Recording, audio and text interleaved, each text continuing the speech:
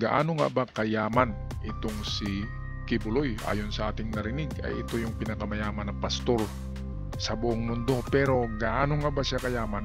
Dito sa video ito ay ating tatalakayin kung gaano at magkano ang kinikita ni Kibuloy sa araw-araw dito sa Pilipinas dahil sa kanyang mga hardworking na mga members. Narito ang video galing sa ating ka-vlogger sa inyong araw. Gaano nga ba siya kamakapangyarihan at gaano nga ba siya kayaman? Isa itong Restorationist Church na nakabase sa Pilipinas. Itinatag niya ito noong taong 1985 at pinakilala ang kanyang sarili bilang appointed son of God at maliban sa simbahang na itayo ay nagmamay-ari rin itong si Kibuloy ng isang broadcasting network na pinangalanang Sunshine Media Network International o SMNI na naging daan rin niya upang mas palawakin ang kanyang impluensya, hindi lamang sa relihiyon, kundi maging rin tungkol sa politika at iba pang issue sa lipunan.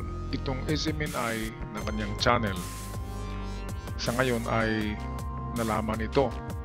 Merong revelasyon na ang SMNI ay may partnership sa mga inchik, lalo na sa gobyerno ng mga inchik kay Xi Jinping. Merong malaking connection ito. At kalahati daw ng may share niyan ay mga inchik. At ginagamit niyang SMNI sa pagbanat kay PBBM. Kaya pinasara ito dahil sobrang abusado ng pagsasalita. Offensive na masyado ang mga pinupukol na issue kay PBBM. Parang hindi presidente, hindi ginagalang. Kaya yan, sarado ang SMNI. Dahil walang kumpletong papeles, pagmamay-ari pa pala ng mga inchik. Ginagamit lang ito na bihikulo para sa political na agenda at pangbabastos kay PBBM. Tinitira masyado doon sa SMNI. Okay, so dalawa na yun na pagmamay-ari. Una yung simbahan and then SMNI. Kumikita din yan. At patuloy natin natuklasin ang iba pang mga ari-arian ni Kibuloy na hindi lang milyon, baka bilyones pa ito ang halaga.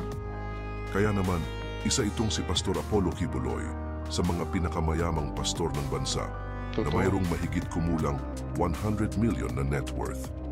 Makikita ang kanyang karangyaan sa kanyang mga ari-arian. Yung 100 million, hindi yan peso ha. Magkano lang naman yung 100 million sa kanya? Isa araw-araw, meron siyang 6 million na hardworking na mga membro. Sabihin natin, kahit bata, makapagbigay sa kanya ng 1 peso sa isang araw. So times 6 million, meron siyang kita araw-araw na klaro, 6 million ang araw-araw na kita ni Kibuloy. Pero hindi ganyan, kasi hindi piso ang kinikita ng kanyang mga membro. Doon sa gustong pumasok sa inner circle, dapat daw makapag-gather sila ng 3,000 pesos a day para magiging membro ng inner circle. At kung ilang buwan yun ang gagawin nila. Ngayon dito sa mga outer circle naman, itong mababa na kategory ng mga membro, ay kahit 100 pesos a day. At sabihin natin na kahit 5 pesos lang ang maibigay ng bawat membro kay Kibuloy sa araw-araw, times 6 million, so 5 times 6 million, that is 30 million a day. Pinakamaliit lang yan ha, kasi 5 pesos lang bawat araw ang iaabuloy kay Kibuloy. Kaya pala Kibuloy ito, abuloy. Kaya 6 million a day, magkano ba sa isang buwan? So 6 times 30, 180 million a month ang kinikita nitong si Kibuloy. Pinakamaliit lang yun. Kaya siya ang pinakamayaman na pastor sa buong mundo. Kaya nga nagbalak ito na magiging presidente.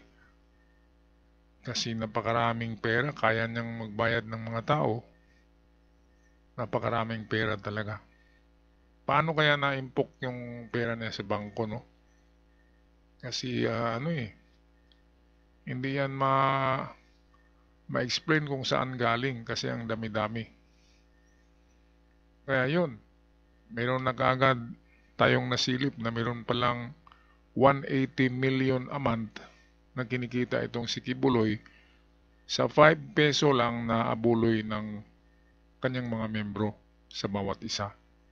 Kayang-kaya naman yan kahit bata magpakilimo sa daan ay kumikita ng 300 ang araw.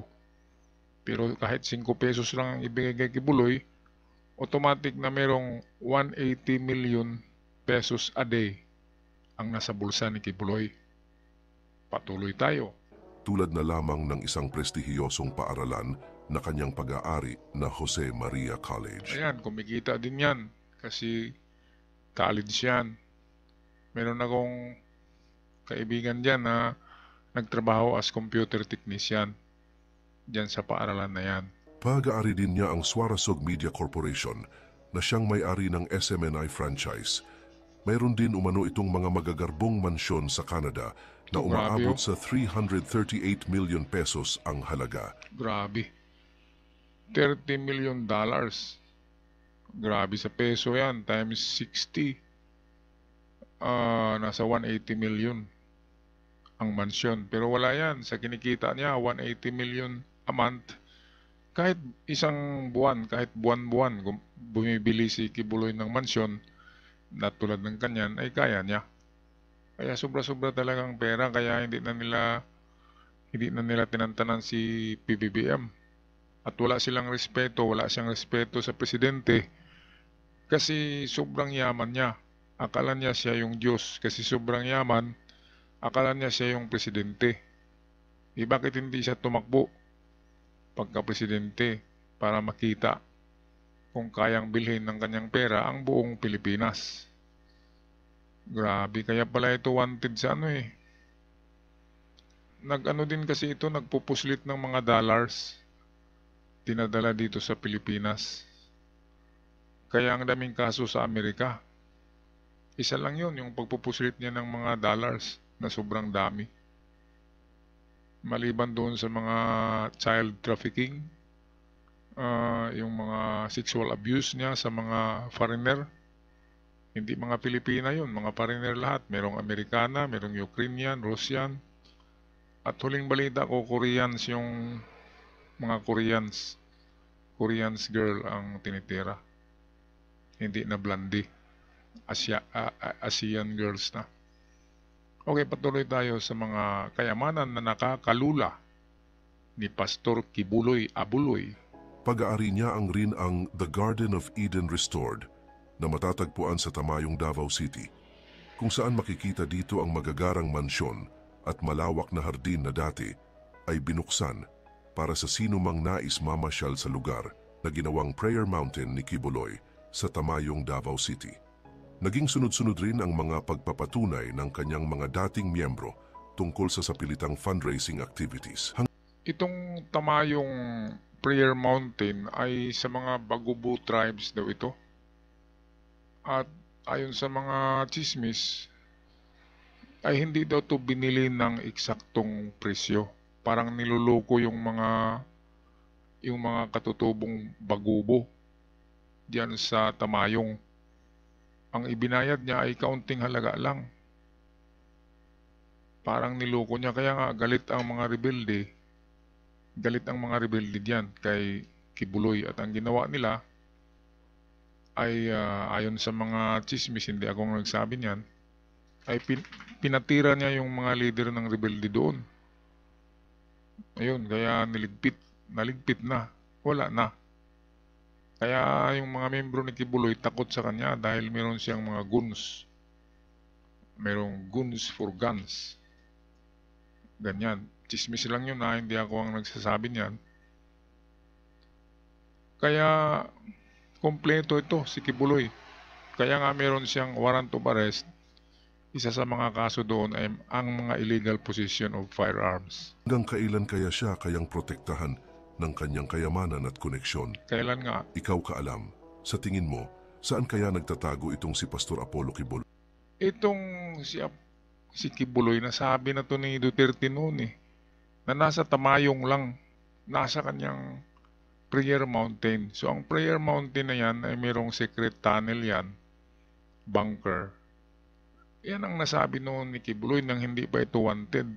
na nasa tamayong lang. Sabi ni Duterte, ang kanyang amigo, padrino. Nasa tamayong lang yan. Kaya doon, puntahan nyo, mga kapulisan. Nandyan sa tamayong, sabi yan ni Duterte noon. Noong hindi pa mainit ang issue, noong hindi pa fugitive itong si Kibuloy. Ang tanong, hanggang saan protektahan si Kibuloy ng kanyang kayamanan? Ang tanong diyan ay malapit na siya ay babagsak na at ang kanyang kaharian ay babagsak na sa lupa. Kasi walang kaharian na gawa ng tao na magtatagal. Kaharian lamang ng Diyos ang hindi magugunaw. Ang lahat magugunaw. Example na lamang dyan, yung mga imperyo sa history. Yung empire ni Genghis Khan, bumagsak. Empire ni Alexander the Great. Empire ni Napoleon Bonaparte. Empire ni last emperor, Shi Huangdi ng China, bumagsak din. At mga imperyo sa Greco-Romano ay bumagsak din.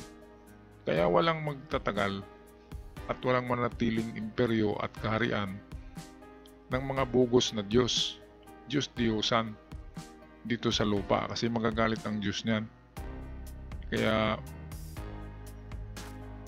winawasak ng Diyos ang mga imperyo ng mga ganyan na nagsasabing sila ang mga Diyos. Okay, so tapusin natin ang video. Ano kaya ang dahilan kung bakit kahit sa laki ng pabuya na nakaabang ay wala pa ring nagtatagumpay na nakakapagturo sa kinalalagyan niya?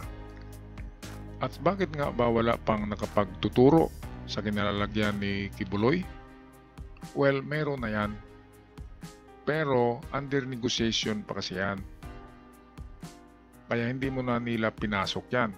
Pero alam na ng PNP, alam na ng intelligence ng PNP kung nasaan yan, nagtatago. Gumagawa lang sila ng magandang timing.